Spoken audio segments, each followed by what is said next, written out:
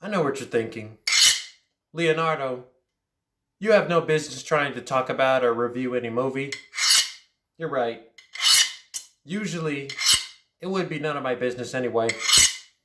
But in the matters of us, Ninja Turtles, my brothers Michelangelo and Donatello approached me and saying, maybe you should critique the third Ninja Turtles movie in the Jim Henson franchise. I'm like, okay, sure, it's worth a shot.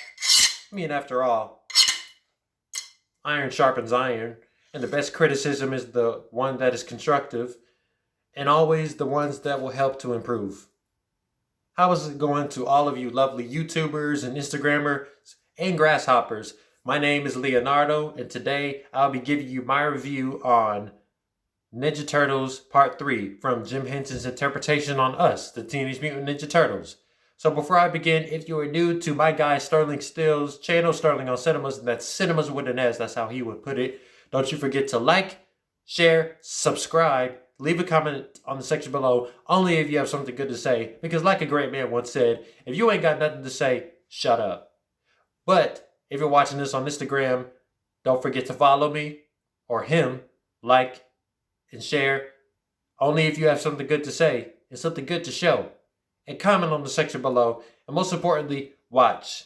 And even if you don't watch it, or even if you do comment something that you shouldn't be saying, my guy Donatello, he's right over there. He can do the research throughout the history and all the passwords and all the comments, and he'll find out what you've been saying, so watch out. Let's get to it. So, the synopsis for Teenage Mutant Ninja Turtles 2 goes as follows. Our reporter friend, April O'Neil, purchases an ancient Japanese scepter that can cause those simultaneously holding it in different centuries to switch places in time. Now, I'm assuming this is some sort of time travel. I don't know exactly how this thing works. Donatello, you have to talk to him about that.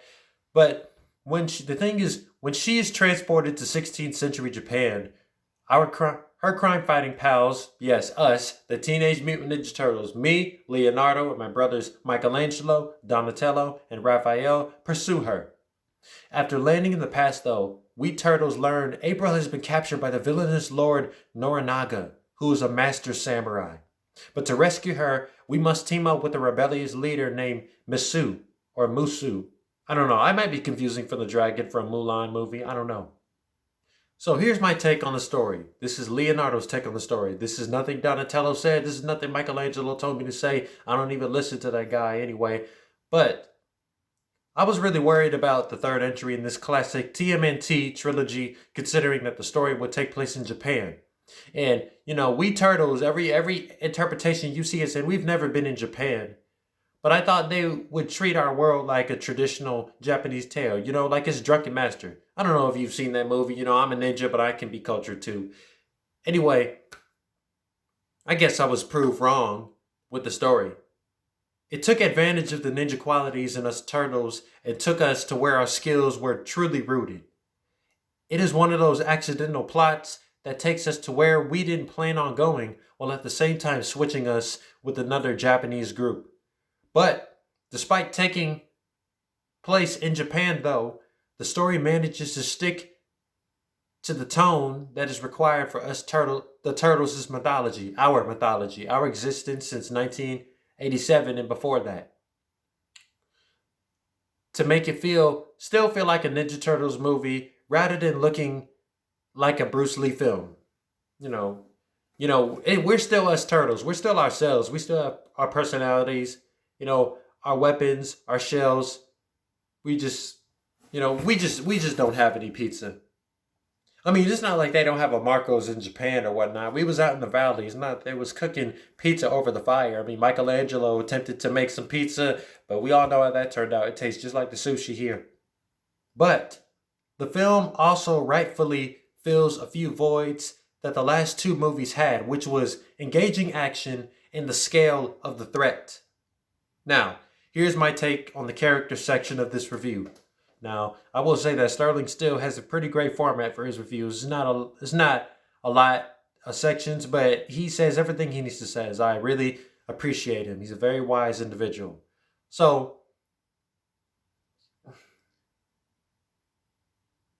while he was writing this review, while I was typing my review on our movie, on our third movie, Michelangelo and Donatello came up to me and said a lot of things they loved about how the past two movies portrayed us turtles.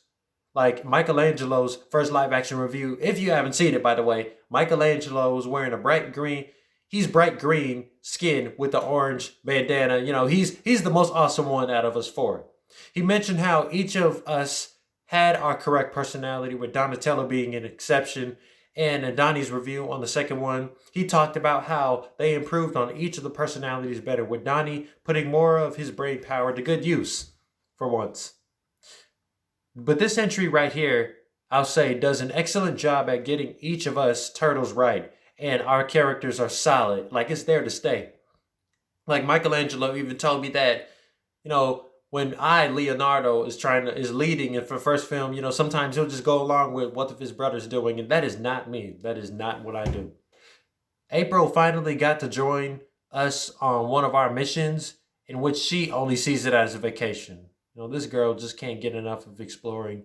And it was also great to see Casey Jones too. It's too bad I couldn't borrow his sword for this to match this one, but hey, some people are going to be greedy. Now that Shredder is gone, the filmmakers couldn't do anything but take us back to where it all started, to fight some authentic looking samurais, to give it realism, to give it that flavor flav with the ninja. But one other thing to point out is the way they make us look like when we fight. I mean, if there's one thing I like to do, I like to shred the Foot Clan. Okay? So they also told me, Michelangelo and Donatello also told me, that the way we fight, they present our fighting in these movies are kind of sloppy and unsophisticated. But I will say that our fighting in this movie has never been better. But at the end of the day, we are truly grateful to see some filmmakers recognize us for the pop culture figures that we are. Rotten Tomatoes gives Teenage Mutant Ninja Turtles 3 a 23% score. Not for long. That's all going to change. Teenage Mutant Ninja Turtles Part 3 has reached the peak, became the peak in this trilogy, in this Jim Henson trilogy, with the third outing. This one does a better job in a lot of areas, such as improving the value of these characters in our world, us, the Ninja Turtles, by taking us to a place where only we can live up to our true potential as ninjas. So for that, I will give this movie 7.6 Essos out of 10. So that is the end of my review on this version of the Turtles. That concludes the Jim Henson trilogy of the Ninja Turtle section on the Way Back Wednesday. Sterling did a very great job of putting up to this. So props to him. Props to him. I would give him all the pizza if I could in the world, but technically he's not here. He's writing his other reviews.